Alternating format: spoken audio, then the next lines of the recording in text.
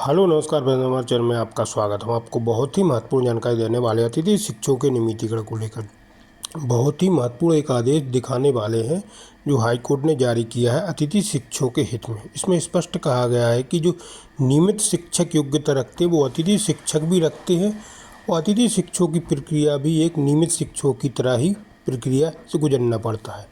तो अतिथि शिक्षक नियमितीकरण के योग्य हैं, जो पात्रता परीक्षा उत्तीर्ण हैं और डी.एड. बी.एड. हैं वो नियमितीकरण के योग्य नियमित हो सकते हैं। तो मैं इसके संबंध में पूरी विस्तार से मैं जानकारी देने वाला हूँ और एक वीडियो भी दिखाने वाला हूँ जिसमें पूरा स्पष्ट हो जाएगा कि अतिथि शिक्षक किस तरीके से नियमित हो सकते हैं और हाई कोर्ट ने क्या आदेश दिया है। तो आप वीडियो में बने रहें, वीडियो पूरा देखें। वीडियो अच्छा लगे तो आप लाइक करें और चैनल को सब्सक्राइब जरूर कर लें ऐसे नई अपडेट पाने के लिए। क्या कह रहे हैं रविकांत गुप्ता जी अतिथि शिक्षकों के नियमितीकरण को लेकर, कब तक अतिथि शिक्षक नियमित होंगे और कब तक इनका हाई कोर्ट में आदेश जारी किया जाएगा। आप वीडियो में बने रहें, पूरी जानकारी मैं देने वाला हूँ। अभी हमने माननीय उच्च न्यायालय में एक याचिका दायर की थी जिसका केस नंबर WP 1556 है। साथियों, इस याचिका में माननीय उच्च न्यायालय ने हमारे बारे में बहुत सारी बातें कही और जिसको मैं भी आपको याचिका आगे पूरा डिटेल मिल जाएगा वीडियो में। तो अभी इसके पहले भी कुछ आप लोगों को ऑर्डर दिखाए गए थे। एक स्पेसिफिक माननीय उच्च न्यायालय ने हमारे लिए ऑर्डर कर दिया कि नियमित कर दिया जाए, लेकिन ऐसा आज तक कोई ऑर्डर माननीय उच्च न्यायालय ने नहीं दिया है, क्योंकि माननीय उच्च न्यायालय को ऐसा कोई अधिकार नहीं है। ये माननीय उच्च न्यायालय ने इस याचिका में स्वयं कही है। आप लोग इस याचिका को ऑनलाइन में देख सकते हैं। इस याचिका में माननीय उच्च न्यायालय ने यह भी मान लिया है कि अतिथि शिक्षकों की नियुक्ति एक सिस्टम से होती है, मेरिट बेस पे होती है और इसके अलावा आप लोगों की जो नियुक्ति हो रही है कंप्लीट प्रोसेस फॉलो करने के बाद होती है। आप लोग स्कूलों में समस्त काम करते हैं, चाहे वो चुनाव ड्यूटी हो, कॉपी चेक करना हो, प्रायोगिक परीक्षा हो, जो भी एक नियमित शिक्षक काम करता है वो सभी हम लोग काम करते हैं। ये माननीय उच्च न्यायालय ने मान लिया है। अभी आपको आगे वीडियो में मिल जाएगा। तो साथियों, उच्च न्यायालय ने ये जरूर कह दिया कि हम नियमित नहीं कर सकते, क्योंकि सुप्रीम कोर्ट ने हमें से गाइडलाइन दी है 2008 में ही कि हम कोई भी ऐसे जो संविदा कर्मचारी हैं उनको हम नियमित नहीं कर सकते। इसलिए अब हम इस याचिका को लेकर के सुप्रीम कोर्ट जा रहे हैं, जिसमें हम आप सबके सहयोग की अपेक्षा करते हैं। सर्वप्रथम आप लोग इस वीडियो को ध्यान से देखिए और पूरा मैंने जो केस को समझाया है पहले आप केस को समझिए। ये याचिका हमने माननीय उच्च न्यायालय जबलपुर में लगाया था, जिसमें जो सुनवाई हुई चीफ जस्टिस के सामने, जो मुख्य न्यायाधीश उच्च न्यायालय के हमारे मध्य प्रदेश के हैं जस्टिस रवि मलिमत जी और विशाल मिश्रा जी। 16 फरवरी को ये ऑर्डर हुआ। इसमें लगभग मैं पिटिशनर में था और 120 लोग इसमें हमारे शामिल हुए हैं, जो सभी व्यापम पास हैं और डी.एड. बी.एड. कंप्लीट हैं। और एक केस और लगा हुआ है जिसका केस नंबर 1561 है, जिसमें केवल डी.एड. बी.एड. साथी हैं और वो व्यापम पास नहीं है। तो इस पे ऑर्डर हुआ है, हमारे केस को डिसमिस किया गया इस बेस पे कि हम किसी भी कर्मचारी के लिए नीति बनाने को सरकार को नहीं कह सकते। ये राज्य सरकार का काम है, इसके लिए हम उत्तरदायी नहीं है। मैं आपको दिखा रहा हूँ, लगभग 120 लोगों ने इस केस में भाग लिया है। पूरा वीडियो देखेंगे तो आपको समझ में आएगा। मैं केस को एक एक करके पूरा विस्तार कर रहा हूँ। ये 120 लोग हो गए। इसमें हमारे साथी अनिल कुमार साह क्लास थे। इसमें हमने पार्टी बनाया था बल्लभ बंद भोपाल, PS मैडम को, प्रिंसिपल सेक्रेटरी डिपार्टमेंट ट्राइबल और commissioner director DPI commissioner tribal विभाग। ये हमारे पिटिशनर थे। आइए हमारा यहाँ से ऑर्डर शुरू होता है। ध्यान से आप लोग ऑर्डर को ध्यान से देखिएगा। To issue a writ petition to nature mandate to direct the respondent appoint absorb the petitioner on the respective post of primary teacher, middle teacher and उच्च माध्यमिक teacher against which they are working. हम लोग जो school में काम कर रहे हैं, तीनों वर्गों में काम कर रहे हैं, माननीय न्यायालय का मानना है। उसके आगे न्यायालय ने कहा है, मैं इंग्लिश नहीं पढ़ रहा हूँ, सब सिर्फ आपको मैं हिंदी समझा दे रहा हूँ, आप लोग ध्यान से पढ़ सकते हैं इसको इंग्लिश से। तो इसमें न्यायालय कह रहा है कि in the case of petitioner that they have been working on the post of guest faculty grade 1 2 3 4 for the last several year. बहुत दिनों पिछले कई सालों से ये काम कर रहे हैं। They were appointed after the selection process. ये भी मान रही है कि हमारी जो नियुक्ति हो रही है एक सिस्टम से हो रहा है selection process against the clear vacant post. मतलब हमारी जो नियुक्ति हो रही है रिक्त पद के विरुद्ध में हो रही है government school as guest teacher on basis of merit list. Merit list के आधार पर हमारी नियुक्ति हो रही है as per notification issued by state government respondent number 3 और 4। मतलब DPI और ट्राइबल विभाग जब हमारे लिए एक नियम जारी करता है उसके अनुसार हमारी नियुक्ति होती है और हम लोग time to time they are required to work in the concert school for full day and apart from the teaching subject they are required to perform their academic work including valuation. मतलब court ये भी मान रही है कि हम लोग पूरा काम कर रहे हैं, स्कूल में पढ़ाने के अलावा शैक्षणिक कार्य भी करते हैं, मूल्यांकन भी कर रहे हैं, प्रयोग परीक्षा भी करा रहे हैं और अन्य काम भी कर रहे हैं, साथ में हम चुनाव ड्यूटी भी कर रहे हैं।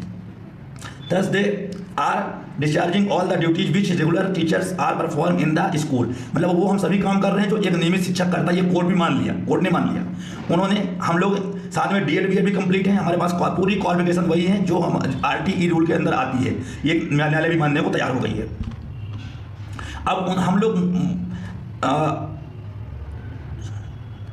The petitioner have made representation before the respondent for their regulation, but they are some not decide the till date। हम लोगों ने जो petitioner हैं उन लोगों ने माने जो हमारे रिस्पोंडेंट है, मतलब डीपीआई, बल्लभ भवन, ट्राइबल विभाग, सब में हमने आवेदन लगाया कि हमें नियमित किया जाए, लेकिन आज तक उसमें कोई विचार नहीं किया गया है। The state government has not format any policy for filling the post against the which petitioner are working directed by the court wide order date 11/10/2018 passed in WP number 18935 आप 2018। कोर्ट भी ये कह रही है कि गवर्नमेंट ने अभी तक हमारे जो हमने ऑर्डर किया था कि ये सभी पदों को आप एक नियमित शिक्षकों से भरिए, आपने अभी तक इन पदों को नहीं फिल किया है जो हमने 18935 में ऑर्डर किया था 2018 में। अब person of the record indicate that the petitioner have been working as guest faculty and they are still in service. इसलिए ये लोग कभी भी उसी जगह पर अपने गेस्ट फैकल्टी के रूप में काम कर रहे हैं। रिकॉर्ड के अवलोकन से मालूम पड़ता है कि ये लोग अभी भी उस पद पर स्कूलों में काम कर रहे हैं जो 70,000 लोग काम कर रहे थे। The guest teachers are contractual employee. They are being appointed for the academic session in term of the series of judgment passed by Honorable Supreme Court as well as। ये लोग जो हम लोग काम कर रहे हैं स्कूलों में एक कॉन्ट्रैक्ट बेस पर हैं और हम केवल एक एकेडमिक सत्र के लिए रखे जाते हैं, ये सच्चाई है बाई द कोर्ट। और in the supreme court of the guest faculty can not be replaced by another set of guest faculty. ये सुप्रीम कोर्ट ने भी कहा है कि किसी भी गेस्ट टीचर को कोई गेस्ट रिप्लेस नहीं कर सकता है। मतलब जिन जगहों पे जो पिछले वर्ष स्कूलों में काम किए हैं और उनको इस साल बाहर कर दिया गया है, उनकी जगह नए अतिथि शिक्षकों को रख लिया गया है। ये कोर्ट की अवहेलना है। ये कोर्ट ने भी कहा है कि कोई भी अतिथि शिक्षक दूसरे अतिथि शिक्षक को प्रतिस्थापित नहीं कर सकता। ये आपके लिए एक बड़ा ऑर्डर इसमें भी हो गया है। The petitioner have been permitted to continue on the post of guest faculty, but as for claiming the benefits equivalent to that are regular employee in the concern, हम गेस्ट टीचरों को रेगुलर काम करने के लिए अनुमति प्रदान करते हैं, लेकिन वो रेगुलराइजेशन की मांग हम but as claiming the benefits equivalent to the regular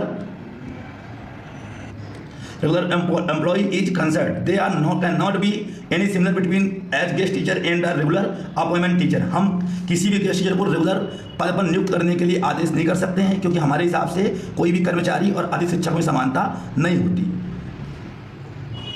ये माननीय न्यायालय का कहना है। Both the cards of employee the guest teacher and regular teacher can not be equalize, दोनों रेगुलर समान नहीं है। The petitioner are only working as guest faculty on contract basis for an academic session subject to continuation for the service looking the performance। हाँ, इन्हें जो guest teacher हैं उनको performance के आधार पर उन्हें एक साल के लिए स्कूल में रखा जाता है। As for right the contractual employee are concerned, they do not have any right asking the regularization of their service। हमारे पास कोई ऐसा राइट नहीं है कि इनकी सर्विस को हम नियमित कर सकें। The law with respect to contract employees is settled by the Honorable Supreme Court of State Bank versus Goyal reported 2008 when it is। ये हम ऑर्डर सुप्रीम कोर्ट की इस आदेश के तहत में कर रहे हैं जो state bank of India versus Goyal reported 2008 में किया था। देखिए मैंने ये और बताया ना आपको कि जो भी कोर्ट अगर कोई बात कहेगा तो उसमें कोई ना कोई सुप्रीम कोर्ट का हवाला वो देगा। इसमें है where is relationship of master and servant is personally. इसमें बताया गया है कि जो मालिक और कर्मचारी का जो सेवा अनुबंध होता है वो व्यक्तिगत सेवा का अनुबंध विशेष रूप से नहीं होता है। धारा 44 में 14 में निहित रोके गए ध्यान में रखते हुए relief 1963 even if the termination of the contract of the employee is found to be illegal और in the branch the remedy of the employee is only to seek damage and not specify. मतलब ये कहने का मतलब ये है कि अगर किसी भी टीचर को गलत तरीके से बाहर किया गया है, किसी भी एम्प्लॉय गलत तरीके से बाहर किया गया तो उसके लिए हम नियम बना सकते हैं, लेकिन उनको नियमित करने के लिए हम कोई भी रूल नहीं बना सकते।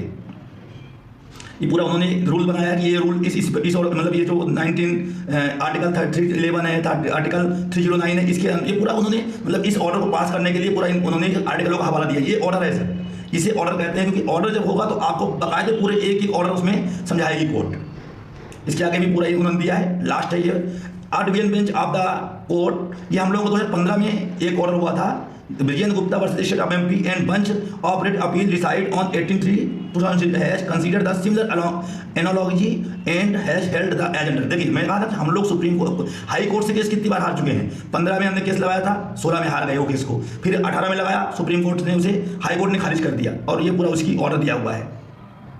नंबर 6 में है only disguised future of guest faculty and contract employee is that they being teachers is department having been appointed after the facing the appointment procedure cannot be replaced by another teacher faculty। क्योंकि जो guest teacher की नियुक्ति होती है एक system से होती है, एक मेरिट लिस्ट के अनुसार होती है, इसलिए कोई गेस्ट उन्हें गेस्ट को रिप्लेस नहीं कर सकता। मतलब अगर अतिथि शिक्षक कहीं पे वर्किंग में है तो उसकी जगह किसी अन्य अतिथि को बिना उसके सहमति के नहीं लगाया जा सकता। It was held the guest faculty who have taught is in session can not be replaced by another guest faculty। Absence of on any rules, regulation or circulars for regulation of contract employee, no madhyams can be issued directing the authorities of for regulation of the petitioner। हम किसी भी जो petitioner हैं, मतलब जो हम लोगों ने केस लगाया जिन लोगों ने, उनके लिए हमेशा कोई आदेश जारी नहीं कर सकते हैं कि इन्हें नियमित किया जाए। मेरे continuous working for the some time contract basis does not initial of the petitioner to claim regulation under these circumstances or no relief can be extended to the petitioner। हम अपनी ओर से कोई भी रिलीफ petitioner को नहीं दे रहे हैं। और एक बात और मानने वाले ने कही थी यहाँ पे कि जो नियुक्तियाँ होती हैं, रेगुलर नियुक्तियाँ होती हैं, उसके लिए टोटल पब्लिक ही उसमें मतलब पूरे प्रदेश के लोगों को, प्रदेश के नहीं बल्कि पूरे इंडिया के लोगों को उसमें आमंत्रित किया जाता है और एक सिस्टम से उनकी नियुक्ति होती है। तो आपको मैंने दिखा दिया कि ऑर्डर हमारा माननीय न्यायालय ने किया था, आप इसको आप समझ गए होंगे और ये आप लोग इस केस को ऑनलाइन भी इस केस नंबर से सर्च कर सकते हैं। तो आप लोगों ने माननीय उच्च न्यायालय का आदेश देखा, पूरा मैंने उसको डिस्क्राइब कर दिया है कि किस प्रकार से ऑर्डर हुआ है। सभी ऑर्डर पे आपने ये भी देखा होगा कि माननीय उच्च न्यायालय ने सुप्रीम कोर्ट का केस का हवाला भी दिया है। सभी के जितने भी पॉइंट उन्होंने ऑर्डर किए हैं, सभी पॉइंटों में उन्होंने कोई ना कोई आदेश का हवाला दिया है और 4 से 5 पॉइंटों में बताया है कि ऐसे इस कारण से हम इस चीज नहीं कर सकते। साथियों, अब हमें सुप्रीम कोर्ट की ओर जाना है, हमें आप लोगों के सहयोग की आवश्यकता पड़ेगी क्योंकि सुप्रीम कोर्ट बहुत ही एक्सपेंसिव है, बहुत ही महंगा है, जहां पे अगर 2, 4, 10 लोग मिलकर केस नहीं जीत सकते। सुप्रीम कोर्ट के लिए एक लंबा हक, कम से कम अगर हमारे पास 1000 साथी भी जुड़ते हैं तो हमें इससे बहुत लाभ होगा। और हम लोग निश्चित है कि अब एक सीढ़ी चढ़ चुके हैं क्योंकि माननीय उच्च न्यायालय ने यह मान लिया है कि हम लोग सब स्कूलों में संपूर्ण काम करते हैं। हमारी जो नियुक्ति होती है एक मेरिट बेस पे होती है, क्योंकि हमारी जो नियुक्ति है केवल एक जिले में या एक ग्राम के अंदर, एक जिले या एक कस्बे के अंदर होती है, इसलिए हमारे लिए रेगुलर करने की नीति माननीय न्यायालय नहीं बना सकता। क्योंकि उनका कहना यह है कि जो नियमित शिक्षकों की भर्ती होती है उसमें पूरा प्रदेश भाग लेता है और मेरिटोरियस शिक्षक बन के आते हैं, इसमें केवल प्रदेश के जो एक कस्बे के लोग हैं वो भाग लेते हैं, जिससे हमें अब ये उम्मीद है कि हमें सुप्रीम कोर्ट से जरूर लाभ मिलेगा। ये आप ध्यान रखिएगा। आपको मैंने जो याचिका दिखाई है, आपको देखिए इसमें 19 पेज का ऑर्डर हुआ है और ये ऑर्डर आपके लिए ओरिजिनल ये ऑर्डर कहलाती है, ये डायरेक्शन नहीं है, ये ऑर्डर है। और क्योंकि इसमें उन्होंने हर एक पॉइंट पे हवाला दिया है, तो अब आप लोग सहयोग करिए। आप लोगों से उम्मीद करेंगे कि हम लोग एक बढ़िया केस तैयार करके सुप्रीम कोर्ट के सामने पेश करें कि हम लोग पिछले 10 सालों से स्कूलों में पढ़ा रहे हैं, हमारे पास समस्त योग्यताएं हैं, इसके बाद भी आज तक सरकार ने हमारे लिए कोई नीति